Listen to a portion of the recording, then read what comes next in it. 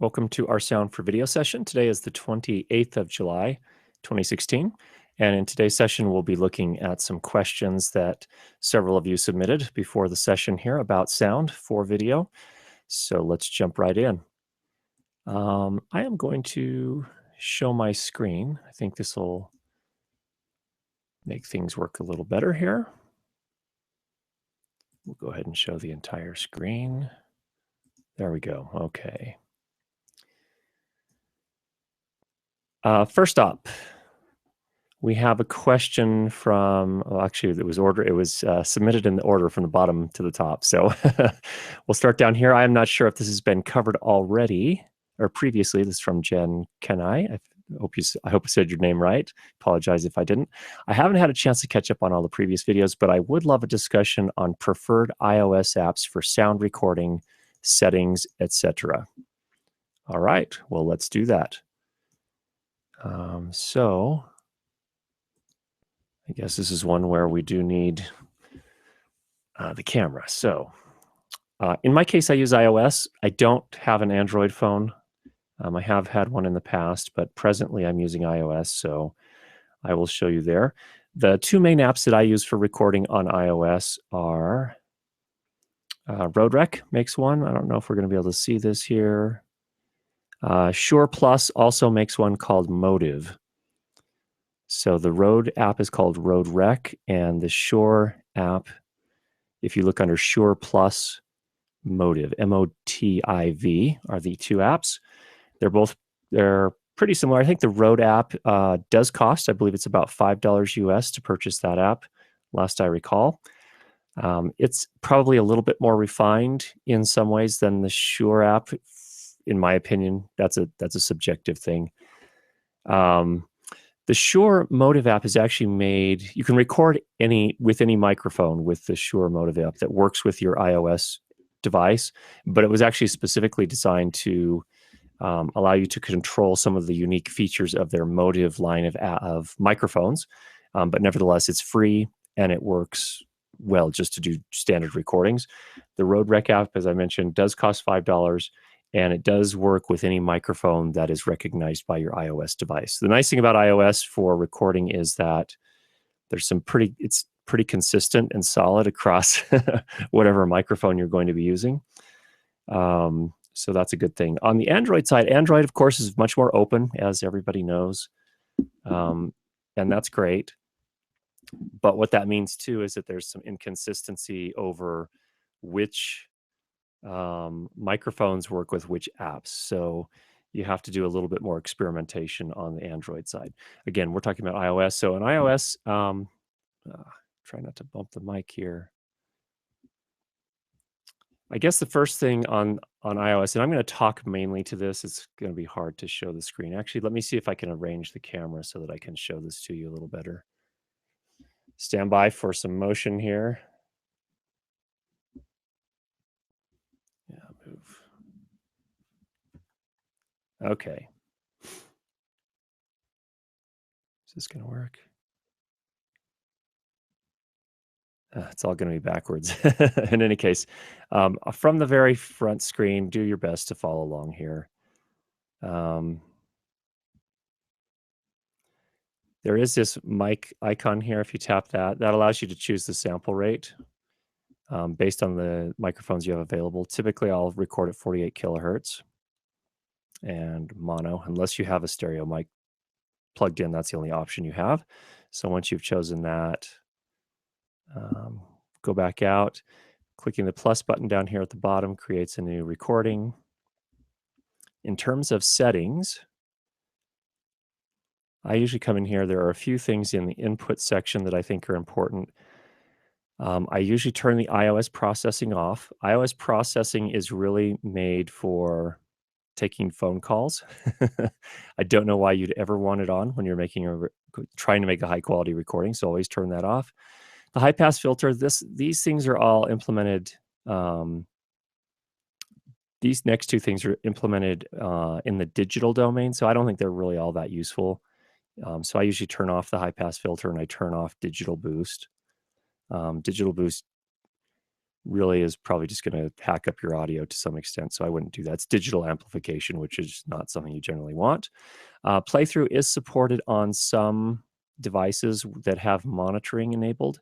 My experience is that it generally only works when when you're done recording, you've stopped the recording and you want to play back and just hear what it sounds like. Excuse me. Still dealing with some allergies here. Apologize for that. And this may be really difficult to see. See that it's doing funny things to the exposure there. That may help. All right. Processing, I usually just leave that off as well. There are a few different things that they offer here, like rumble reducer, things of that nature. This is really made for cases where you don't want to do any post-processing. So you can use these, of course. I generally don't, but there's a vocal enhancer, which essentially applies some EQ, probably a high-pass filter. Probably in the EQ, it does some mild bass boost. That's typical of vocal enhancers. You can do some mild compression, and there's a soft clip limiter. Those and hard clip limiter. Those are digitally processed, so it's not as if you're really getting all the benefits of a limiter when you're recording. So that is to say, if you clip, if you go too loud, it is still going to clip because that happens at the analog stage, and then it does the limiting as it gets into the digital stage. So it's not all that helpful for preventing clipping. So just important to keep in mind. There's a hiss reducer, which can work nicely. I use typically when I'm recording to a phone, I will use the Rode SmartLav Plus, and it's pretty clean. So I don't generally need things like hiss reducer or any of that. So you can experiment with those, but I generally don't use those if I'm serious about the recording that I'm trying to make. And that's really it as far as settings are concerned. Then once you go back to the recording, whoops, let's go back in here.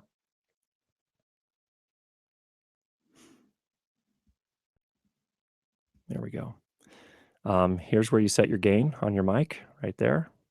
I'm usually somewhere in that range, 2/3, 3/4, depending on the mic that you're using. And you can see you do have actually a pretty nice meter here that shows you where you're at, although it doesn't show you. I guess the bad thing about the meter is it doesn't tell you, the dB level that you're recording at, your peak level. So it's not that great from that level, but it's, enough here. I would probably put it right around here based on what it's picking up right now. So that is the Rode Rec app. Now, once you are done recording, let's go ahead and record just a couple seconds here. Check 1, 2, 3, 4, 5. You can see we got that all recorded there. I will stop. And then once you go back here, what you can do is I select that, and there's the share button here. So to get the recording off of your phone, you tap that, tap share, and then you can send it to SoundCloud. You can send it to the file to Dropbox. Let's see, it's got this file sharing option. I don't usually use that. So I'm not sure how that works exactly. But the nice thing is once you do share it, you have the option of the format. Now you can usually save it to WAV, which is nice. So you have a non-lossy or a lossless file format, which is nice to work with. So there is that in a nutshell. Shure Motiv app is pretty similar. It's actually a little bit simpler in some respects. Here it is right here. I think the main thing here is that you can set your sample rate and bit depth here. 2448 is what I usually do. Again, you have your gain control here. This one's the meter here is a little bit nicer because it does show you the different levels. So here, I would put it about right here, peaking about -12. You just press the red button to start recording. And then when you're done recording, let's go ahead and do this here. So this is recording us right now. You can see have our waveform in real time. I would stop it, tap the done thing. This is the thing that most people miss. Once you click done, you give it a name. And then from here, you can share that in the same way, pretty much. Send it to a variety of different things. You can send it to Dropbox or, again, whatever is you're most comfortable with. So moving the camera again, we're coming back up.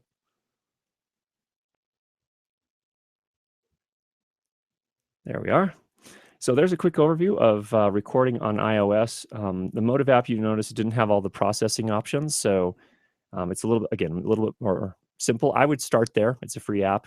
Just see how you like it. It does record high quality audio in terms of 24-bit, 48 kilohertz, so it's good from that standpoint.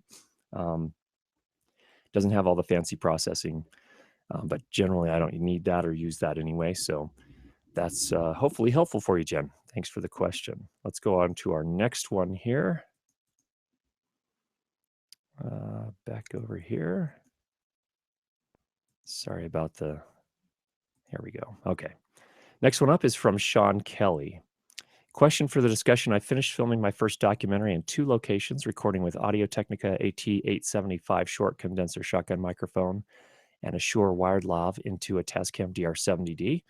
What I discovered afterward was the first location needed sound blankets, so it has a tinnier sound. What can I do in Audition to help even out the audio? I'm editing in Premiere. Okay. Sean, that's a great question.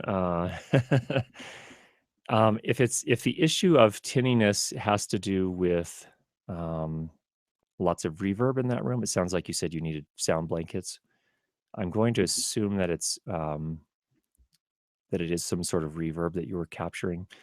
The trick is, I don't know which mics you used in that case. If you used both of them, I would probably, if it was indoors and you're getting lots of reverb, I think that's what you're implying. Let's see here.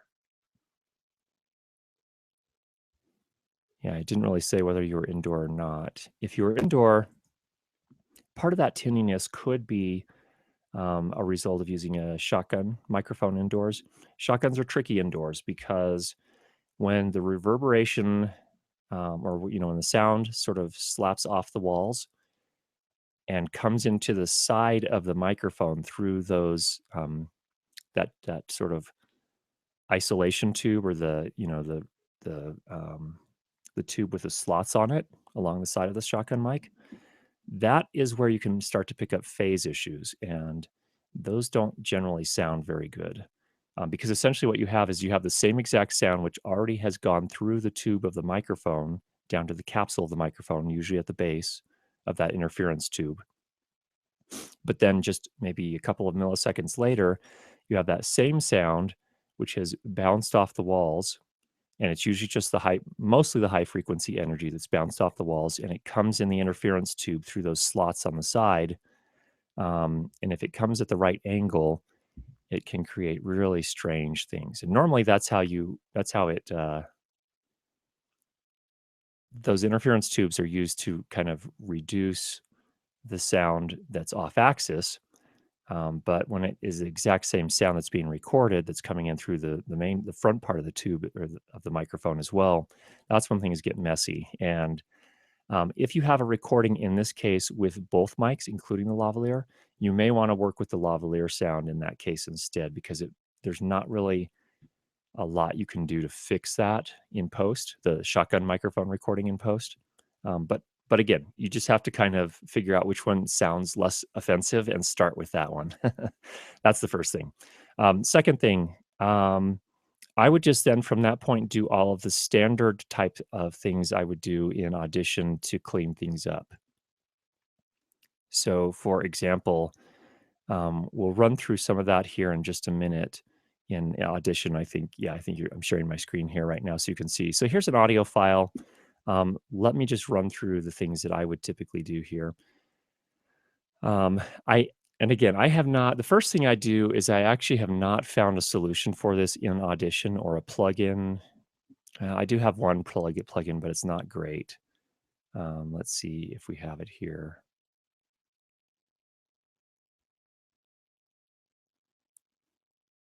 I don't even think I still have it installed. Oh yeah, I do. Presswork. So Presswork is actually a compressor, and it has this DPR right here. This is dual phase rotation. Let me just show you what I use that for. So if I just take this waveform here, and I'm going to, actually, let's undo it. Let's do this the proper way. I'm going to take this file, drop it down in the match loudness panel, and I'm going to loudness normalize this to -24 LUFS. we're going to do the European Broadcast Standard, which is minus 23 for stereo, which means that for mono, that's going to be minus 26 LUFS. So do that.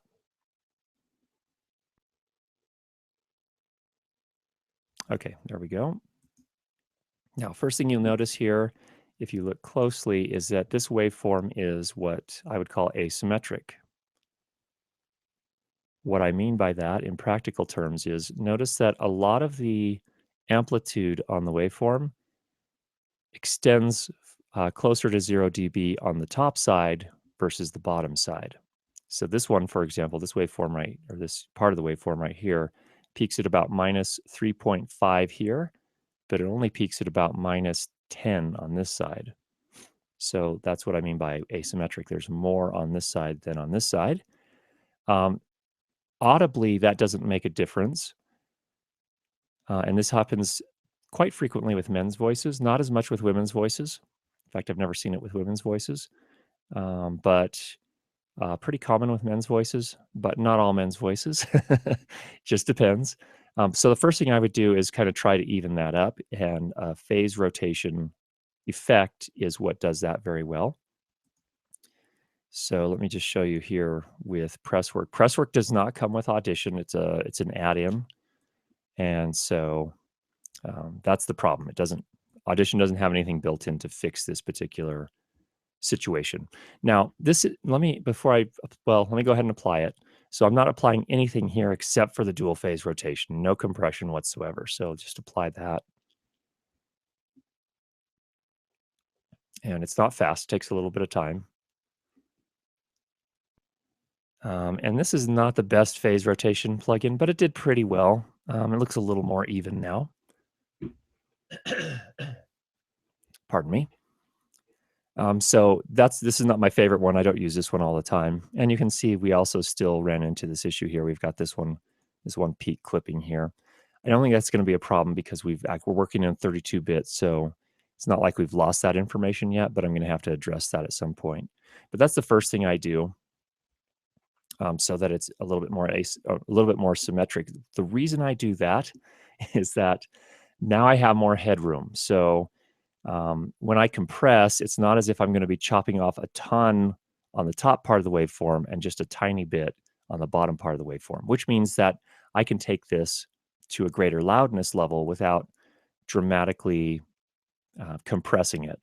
So I don't have to do as much compression, and that will affect the sound. So having that additional headroom is really important. I am still on the lookout for a phase rotation plugin that doesn't cost a lot of money. Presswork, I think, is about I think it's about $100 last time. Maybe it's around 50, but there is a price for it, and it's not my favorite one. As you can see, it does okay, but if I undo that, I'll show you the one I typically use. So you can see we're asymmetric again. I undid it. I use the RX version instead. RX is very expensive, and I understand why. It's not reachable in terms of pricing for a lot of people, but they have this channel operations phase, and you can use this adaptive phase rotation. Let's run this one here for you, just so you can see the difference. This one actually does a really, really nice job. And what's interesting is I don't understand why more audio editing apps don't have phase rotation plugins built in, but I think what you're paying for is the main functionality of the digital audio workstation. So that's what this one did here. That one looks very nice, actually. And again, this doesn't affect the sound. It sounds exactly the same. But again, you get a lot more headroom. So here now on that same waveform that we were looking at before, where we were peaking at minus 3.5, we're still around in that range, but it's same on both sides. So that when I go to compress that, it's not going to sound as extremely compressed. It's going to affect both sides of the waveform. So that's the first thing I do. We're not going to save that. So back to Audition. Let me go ahead and apply that again because I undid it. Okay, so I would go through the normal cleanup things that I would do here. And again, our course for post-processing dialogue audio is coming out here hopefully very soon. I think I only have 3 more segments to do. It's just getting enough time to finish those last 3 up. But I would, if I needed to do any noise reduction, I would do that here. And so we're going to run through that in that course. But we can, for example, we could come in here, just select a section of our noise, capture the noise print, deselect everything. I might just start right here with reduce noise by 6 dB, do the noise reduction by 50%, go ahead and apply that.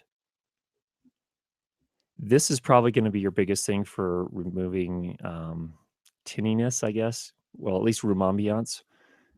So that hopefully will help a little bit. From there, I think it's hard to know without having the file. And in fact, Sean, if you want to send me a copy of that file, I'll take a look at it and see what things work the best. You're welcome to do that. If you want to email me with a place where I can download that file, I'd be happy to take a look at it. In fact, we could do that in our session next week and actually work on that individual file. So there's noise reduction there. I might also, this is where I'd probably go in and do my compression. And in this case, I'd probably use the multiband compressor. And we'll cover how to do this in the course as well. But right now, actually, before I do that, I would see where we're at in terms of loudness. So I'm using the amplitude statistics panel here and just went ahead and ran statistics. We're at minus 26 LUFS. Our true peak is at minus 0.1. So we do definitely have to do some compression here. We need about, 7 dB of headroom to get down to minus 19, since this is a mono file, and I'm going to web with this. My target's minus 19 LUFS. But in addition to the 7 dB, we'll also need 1.5 dB of true peak headroom, just so that doesn't so it doesn't clip once you export the video. And I explain all this in the course, and we'll explain it in future episodes here as well. But this is just my normal workflow. So I'm going to need about 8.5 dB more than what we have now. So I'm going to need to compress probably down to minus 12. It'll be my threshold. So let's do that. Amplitude and compression, multiband compressor. All right, so I've got this threshold set to minus 12.9, and I'm doing a multiband compressor, so I'm compressing all of the material above 4,000 hertz independently with a different set of settings, so that I can kind of manage the sibilance in this recording. You won't be able to hear this. I'm going to go ahead and play through and kind of fine-tune these settings a little bit here.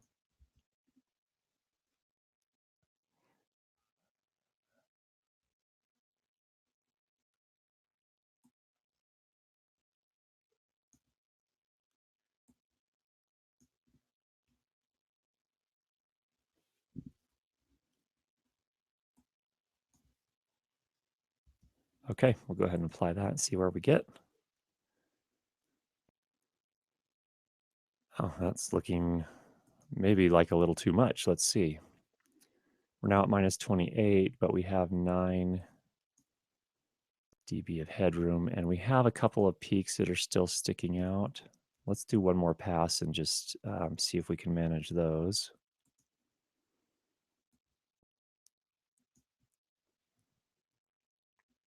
This is where I pull the settings back a little bit for the second round. Let's go ahead and try that. Watching this peak here. Yeah, it definitely managed that. Okay. Scan again. We're still at 28.5. I think we're going to go ahead and try that. Let's go ahead and try to loudness normalize that to minus 19. We're going to leave our max true peak level at minus 1.5. Run that.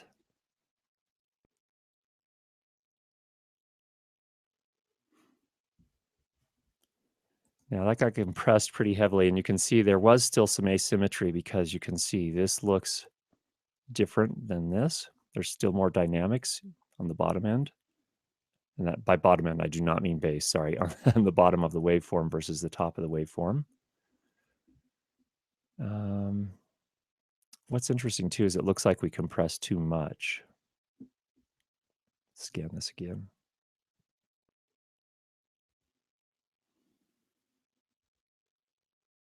I'm not seeing the waveform that's at minus 1.5. Oh, here it is. That's in the clap. So I know what our problem is. I'm actually going to undo the loudness and undo the compression. These are the claps at the header of the file, and I'm going to just pull those down because I'm not as concerned about those. I need them there for reference to sync to the video, but I don't need them to stand out as much as everything else. So let's go back in and do that compression again this time.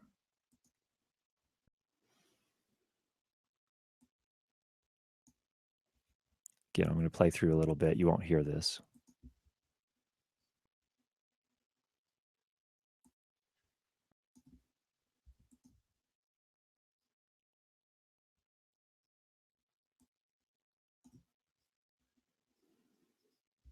The second band here, again, is for the sibilants, and whenever I say the letter S, you'll see that compressor engage, and I want to set it to do that, to do most of its compression during portions where the person's saying S or C, any sibilant type of phrase.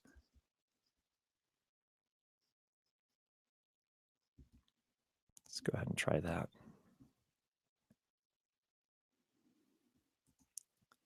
Yeah, that might be too extreme again, but we'll see where we're at. Minus 29, but we have 10. Yeah, that's about more like where we want to be. So I'm going to go ahead and loudness normalize that to minus 19 LUFS with a dB true peak of minus 1.5. If you're not following this, if I'm going too fast and it feels confusing, don't worry. We will come back to these. I just don't have a lot of time right now to go through the whole thing. But then I would compress. Then this is where I would probably, Sean, apply the EQ. So that would be under parametric equalizer.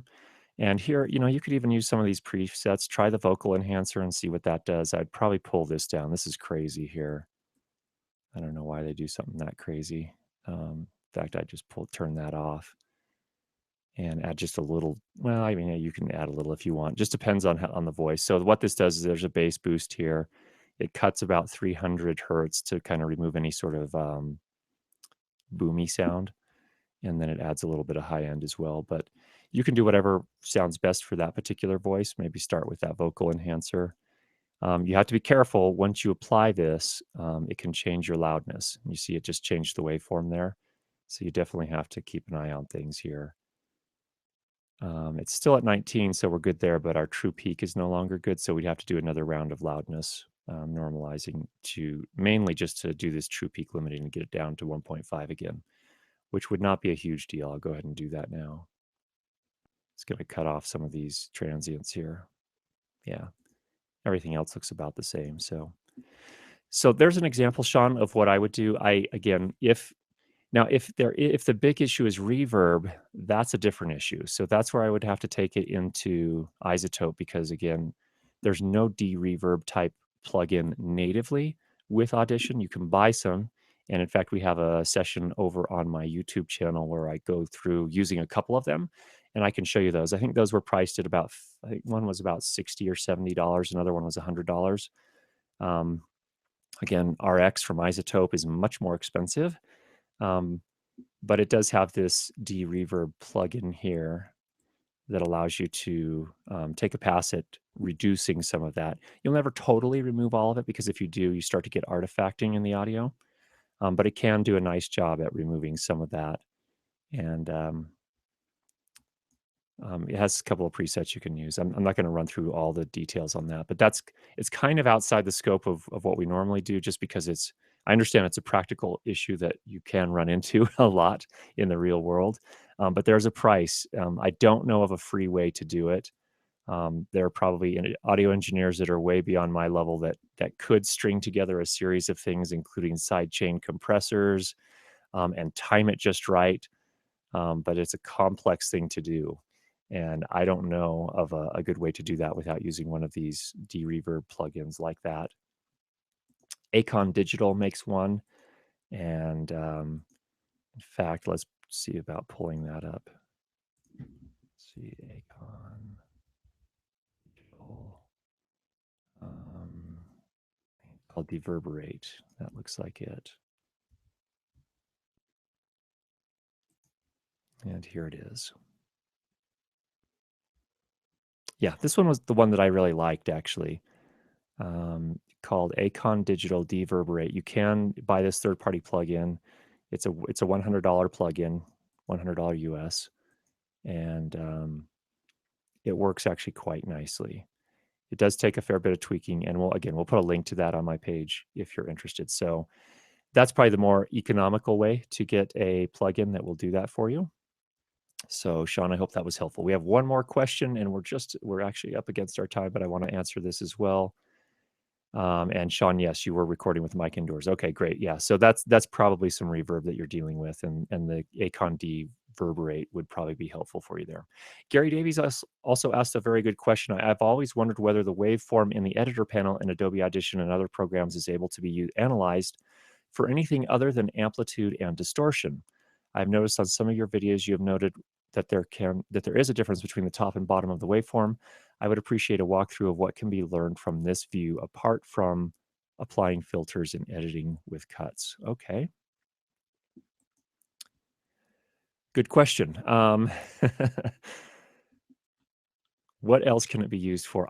Those are the main, to be honest, Gary, those are the main things I use it for. I'm looking for amplitude. I look for things that signal to me that something may have been done wrong. And by wrong, the example I showed earlier, remember when we were doing the compression just a couple minutes ago, and the top part of the waveform looked a little bit more compressed with less dynamics than the bottom. That's an example of another type of thing that I'll look for. Naturally, a waveform with some dynamics should have, it should vary. It should look like this. If this is something where we still have some dynamics, if I undo everything we've done here, here's a waveform that has too much in the way of dynamics right now for what we're trying to do, which is to publish it to the web. Because right now the loudness is not where it needs to be. We're at -26. That would be okay for television. You'd still want to take care of these peaks here. But in terms of overall loudness, I still want to get this down to closer to -19 for most web distribution. So those are the main things that I use this view for. And honestly, you don't have to use this view when you're doing your work. I find it really useful for education because you can visually see how the plugins are affecting the amplitude of your audio. But in terms of other tools, to be honest, one that I use quite a bit is I will use a spectrum analyzer. And we've talked about that on one of the sessions on my channel. I just wanted to run that for you for a second. The thing that I really like about using this particular spectrum analyzer, which is a free one, by the way, called Span from a company called Voxengo. I'll put a link for that in there as well. Is it has this average plus max mode. So you can run through an entire clip of audio and it will calculate the average, which is what this light green represents, and also the max. And again, this is this audio spectrum. So down from 20 hertz up to 20 kilohertz. It's just showing you how much energy you have at each frequency throughout your audio clip. And I use this to make various decisions. Let me just play it for a second and get some audio here so I can show you a little bit more.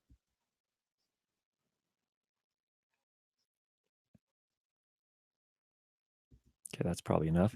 You'll notice here at about 4 kilohertz, maybe just a little bit higher, 4.5 kilohertz or so, there's sort of a natural break in a lot of spoken word dialogue right here. And in fact, I use that to make some decisions. Like when I'm setting up my multiband compressor, I know that you'll notice that not only is there a natural break here in the dialogue, but the overall amplitude of this material above 4 kilohertz doesn't peak nearly as high as a lot of this lower energy material. What that means to me is that this would be a natural place to put the dividing line, so to speak, between the different channels that you're going to compress. So I will compress this material with different set of settings than this material. Because the problem is if I just use a single threshold, say, for example, I set my threshold right here at this is just arbitrary, but at -54 dB, you can see that that line would compress some of this, but nothing over here would get compressed. The result of that is that when you play that back after it's been compressed, this is going to suddenly, you'll compress all this stuff.